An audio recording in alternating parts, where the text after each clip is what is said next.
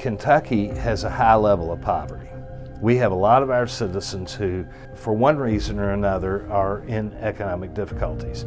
When you are in economic difficulties, it is much harder to do the things that you need to do to maintain your health.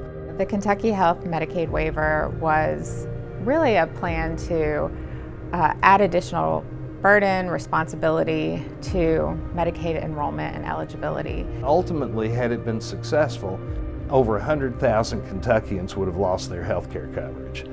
I was heartbroken to see something that had so many barriers and so many penalties dealing with something so as fundamental as health care.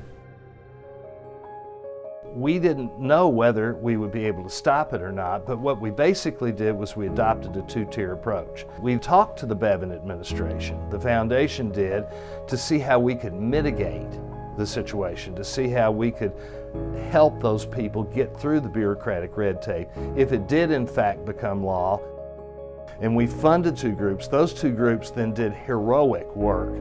So we quickly mobilized to launch a public campaign called Insure Kentucky, and we wanted to make sure that every Kentuckian understood what was changing with Medicaid and what they could do about it. For months we studied up on the law and the process with national partners. We did file the lawsuit. We thought we had a strong case, and we thought we had courageous plaintiffs with super compelling life stories. I give enormous credit to our grantees, essentially, who delayed this process through the court system until the next election came around, and the new governor, Andy Beshear, came in and immediately stopped the effort to try to get this waiver.